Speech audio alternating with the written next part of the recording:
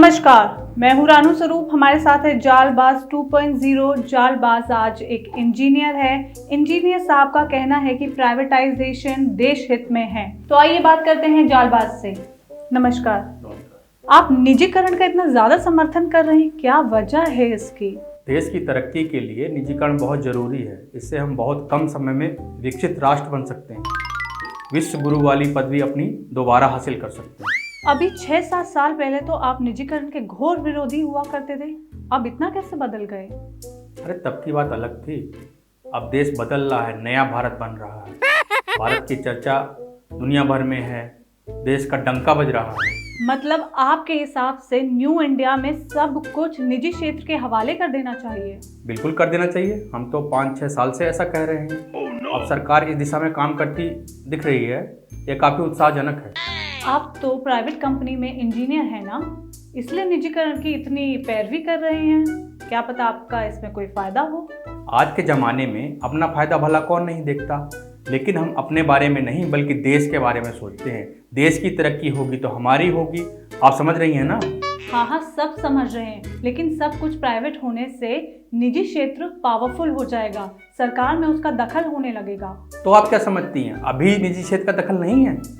निजी क्षेत्र का कोई भी काम सरकार से अटकता नहीं है, अटकता तो आम लोगों का है। दफ्तरों के चक्कर काटते रहते हैं। हम तो निजीकरण का समर्थन इसलिए कर रहे हैं ताकि आम लोगों को दिक्कत ना हो।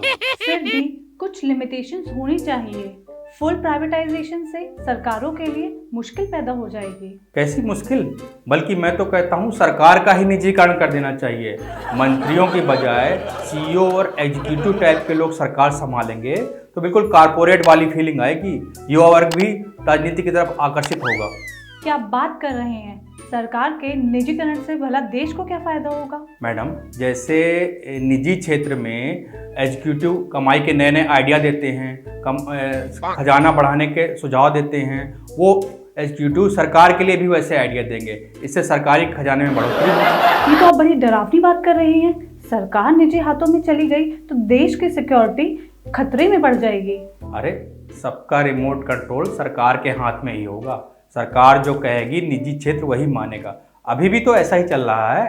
सरकार को सब पता है किसे कैसे टैकल करना है। सरकार का निजीकरण होने से राजनीतिक उठापटक और ज्यादा बढ़ जाएगी और सरकार गिरने का खतरा हर वक्त बना रहेगा। अरे नहीं, सरकार को कोई खतरा नहीं है।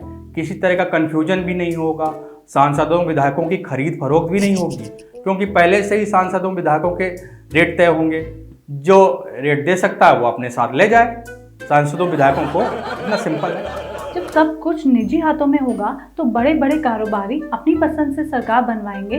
उस वक्त रिमोट प्राइवेट कंपनीज के पास होगा या फिर सरकार के पास? ये सब काल्पनिक बातें हैं। देश विरोधी लोग जनता को गुमराह कर रहे हैं झूठ बोल के। अभी देखिए कितना बढ़िया चल रहा है, देश तरक्की कर रहा है, जनता खुश है। सब कुछ निजी क्षेत्र संभालेगा तो सरकार क्या करेगी? कोऑर्डिनेशन में दिक्कत नहीं आएगी? कोई दिक्कत नहीं आएगी। सरकार देश चलाएगी, पाकिस्तान चीन से मुकाबला करेगी, सेना को मोटिवेट करेगी, बड़ी बड़ी सैन्य डील करेगी। इससे भ्रष्टाचार भी बिल्कुल से खत्म हो जाएगा। संपूर्ण निजीकरण से भ्रष्टाचार खत्म हो जाएगा, ये आप कैसे कह सकते हैं? मैडम, एक बार ट्राई कर लेने में क्या हर्ज है। ऐसा भी कर सकते हैं कि 3 महीने के लिए देश को निजी क्षेत्र के हवाले कर दिया जाए। अगर पसंद नहीं आएगा तो बाद में वापस ले लेंगे। तब तो आप सरकारी संस्थान बेचने का भी समर्थन करते होंगे? बिल्कुल। वैसे भी सरकार का काम कंपनी चलाना और प्रोडक्शन करना नहीं है। सरकार का काम है देश चलाना, सरकारें बनाना और गिराना, जरूरत पड़ने पर बहुमत जुटाना, सांसदों की खरीद फरोख्त करना और जनता से टैक्स वसूलना। संविधान का तो ख्याल रखिए। निजीकरण से दबे कुचले और शोषित वर्ग का क्या होगा? देखिए, हम तो सर्वाइवल ऑफ द फिटेस्ट में यकीन रखते हैं। जो सक्षम होंगे वो आगे बढ़ेंगे, जो अक्षम होंगे वो अपना खुद ही देख लेंगे क्या करना है उन्हें। मतलब जो लोग शोषित हैं उनके प्रति सरकार की कोई जिम्मेदारी नहीं होगी? जरूर होंगी। उन्हें उनकी योग्यता के हिसाब से काम दिया जाएगा। ऐसे लोगों के लिए समूहगा की नौकरियां हैं, मनरेगा भी तो है। निजीकरण से तो शिक्षा बहुत महंगी हो जाएगी। गरीब के बच्चे तो पढ़ ही नहीं पाएंगे। ये गरीब के बच्चे पढ़ लिख कर क्या करेंगे? इनको पढ़ाने से हमारा देश अमीर तो हो नहीं जाएगा। तो बेवजह इनकी पढ़ाई में सब्सिडी देकर पैसा बर्बाद करने से क्या फायदा? संपूर्ण निजीकरण वाली व्यवस्था में सिस्टम की प्राथमिकता क्या होगी? शिक्षा, स्वास्थ्य, पुलिस, अदालत, हर क्षेत्र को प्रॉफिट मेकिंग बनाया जाएगा। ये सभी सरकार को मोटी कमाई करके देंगे। हर चीज में प्रॉफिट को प्राथमिकता, सरकार ये सब कैसे करेगी? मसलन जो जितनी ज़्यादा फीस भरेगा उसको उतने अच्छे कोर्स में एडमिशन मिलेगा, जो जितनी ज़्यादा बोली लगाएगा उसको उतनी अच्छी डिग्री मिलेगी, जो जितने ज़्यादा पैसा दे सकेगा उसको उतना अच्छा स्वास्थ्य मिलेगा, और जो ज़्यादा से ज़्यादा जुर्माना भर सकेगा उसको उतनी कम सजा होगी। प्राइवेट पुलिस तो खूब मनमानी करेगी, निजीकरण करके पुलिस को भला प्रॉफिटेबल कैसे बनाएंगे? हर चीज़ की फीस होगी। जैसे अपने किसी विरोधी को फंसाना है, उसके खिलाफ एफआईआर दर्ज करानी है तो फीस भरी और हो गया काम। जैसे किसी एफआईआर को हल्की कराना है, उससे कुछ धाराएं हटवानी है तो उसकी फीस होगी। हर चीज़ की फीस तय होगी। सजा कम करवानी है तो उसकी फीस तय होगी। इससे भला देश और समाज को क्या फायदा होगा? इससे ये फायदा होगा कि पब्लिक की दिक्कतें कम हो जाएंगी। पब्लिक को पहले से पता होगा कि कहाँ कितना खर्च करना है। इससे सरकार का खजाना भी बढ़ेगा और भ्रष्टाचार की संभावनाएं खत्म हो जाएंगी। संपूर्ण निजीकरण से महिलाओं को क्या फायदा मिलेगा?